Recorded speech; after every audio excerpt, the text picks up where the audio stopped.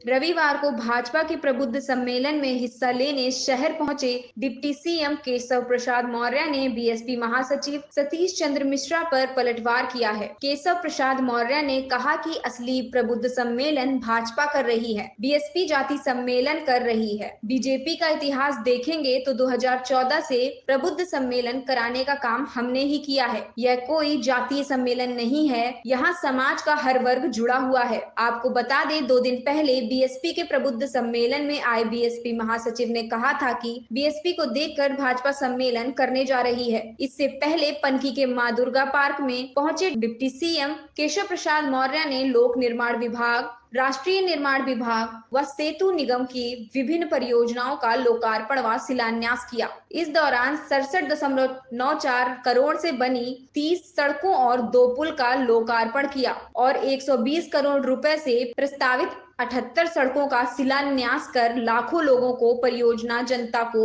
समुपत की। उप मुख्यमंत्री केशव प्रसाद मौर्य ने कहा कि जनप्रतिनिधियों के सुझाव पर अरमापुर पुल का नाम गणेश शंकर विद्यार्थी सेतु के नाम से जाना जाएगा। इसके लिए उप मुख्यमंत्री ने पीडब्ल्यूडी अधिकारियों से प्रस्ताव देने के निर्देश दिए। उप मुख्यमंत्री ने कहा कि स्टेट हाईवे मंथरा से पुलिस सीमा तक 4 लेन सड़क बनाई जानी है। इसके लिए 175 करोड़ रुपयों का खर्च आएगा। इसके साथ ही जयपुरिया क्रॉसिंग में आरओबी के लिए 60 करोड़ रुपए, दादानगर क्रॉसिंग पर आरओबी 88.55 को भी जल्द स्वीकृत देंगे। उप मुख्यमंत्री केशव प्रसाद मौर्य ने कहा कि सरैया क्रॉसिंग के करीब 800 मीटर 4 लेन पुल बनना है, इसे नाबार्ड ने मंजूरी दे दी है। उन्होंने कहा कि कानपुर लखनऊ के बीच 6 लेन का एक्सप्रेसवे बनने से कानपुर से राजधानी आना जाना आसान हो जाएगा, इसे भी जल्द स्वीकृति मिल जाएगी। डिप्टी सीएम ने किसान आंदोलन पर कहा कि ये सपा, बसपा, कांग्रेस और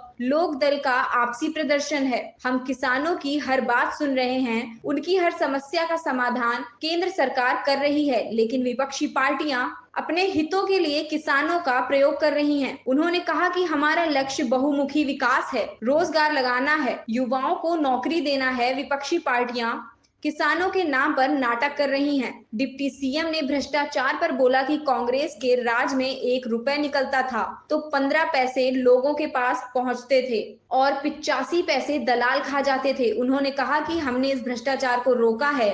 हमने 42 करोड़ लोगों के खाते खोले और देश को छोटा किसान हो या बड़ा, हमने 1.5 लाख करोड़ रुपए सीधे किसानों के खाते में डाले हैं। उन्होंने कहा कि बैंक खाता खोलने का यह फायदा हुआ कि कोई भ्रष्टाचार नहीं हो सकता। शिक्षक दिवस पर आयोजित प्रबुद्ध सम्मेलन में डिप्टी सीएम केशव प्रसाद ने सबसे पहले शिक्षकों को सम्मानित किया। इस दौरान डॉक्टर श्यामा प्रसाद मुखर्जी और दीनदयाल को भी डिप्टी सीएम ने याद किया। उन्होंने कहा कि डॉक्टर श्यामा प्रसाद मुखर्जी सच्चे राष्ट्रभक्त थे। उन्होंने कहा कि प्रधानमंत्री नरेंद्र मोदी ने कश्मीर से 370 और 75A को हटा दिया, जिससे अब कानपुर का भी कोई नागरिक कश्मीर में जाकर जमीन खरीद सकता है और वहां जाकर व्यापार कर सकता है। उन्होंने कहा कि पहले जो अपराधी कहता था वही पुलिस करती थी, अब अपराधी भागा भागा फिरता है या फिर जेल में सड़ता है। डिप्टी सीएम ने कहा कि 2022 में चुनाव होने वाले हैं। विपक्षी पार्टियां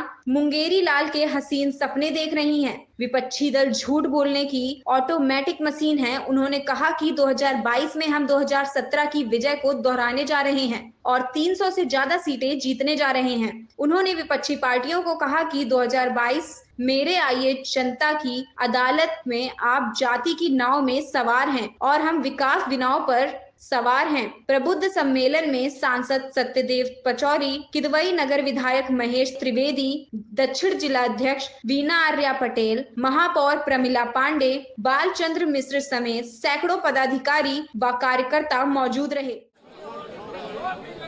देखिए, सबसे पहले तो आज प्रबुद्ध सम्मेलन के माध्यम से मुझे कानपुर की इस कार्यक्रम में आने का अवसर मिला और इस कार्यक्रम के माध्यम से मैंने जो केंद्र और प्रदेश सरकार की अनेक उपलब्धियां हैं, उनके कुछ हिस्से मैंने प्रबुद्ध जनों के बीच में रखे हैं। लेकिन केंद्र और प्रदेश सरकार के द्वारा किए गए कामों का अगर हिसाब लगाया जाए तो 60 साल अगर कांग्रेस की केंद्र सरकार का देखा जाए तो उस पर 7 वर्ष माननीय नरेंद्र मोदी जी के नेतृत्व वाली सरकार के भारी हैं। और उत्तर प्रदेश में अगर हम 15 साल सपा बसपा के शासनकाल को देखें तो उसमें हमारे 4.5 साल के काम उनके 15 साल के काम पर भारी है।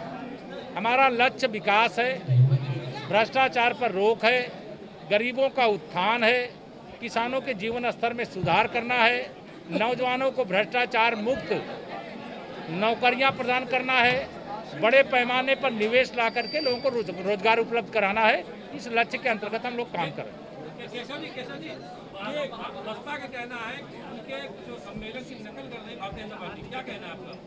मैं समझता हूँ, देखिए बसपा के बारे में ऐसा कुछ कहना, मुझे जो वो ऐसा कह रही हैं तो उनको ये मालूम ही नहीं, भाजपा के इतिहास को नहीं जानती। हमारे यहाँ प्रबुद्ध सम्मेलन हम लोग 2014 में भी किए हैं, 2017 में भी किए हैं, 2019 में भी किए हैं। वो प्रबुद्ध सम्मेलन नहीं कर रहे हैं, वो जाति सम्मेलन करती हैं। नहीं, वो भारतीय जनता पार्टी से सभी वर्ग खुश है। जो नाराज हैं वो 40% के अंदर है, उसमें से भी बड़ी संख्या में हमारे साथ आ रहे हैं।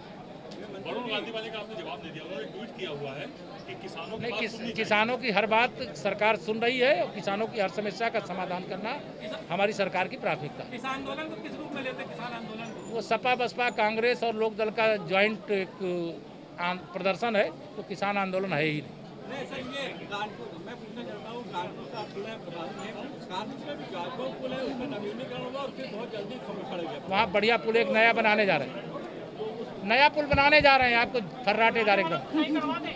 ठीक है, हाँ बता, निर्देश दे दिए गए। अगर आपको हमारा वीडियो पसंद आया हो तो इसे लाइक करें, सब्सक्राइब करें और साथ ही बेल आइकन दबाना ना भूलें।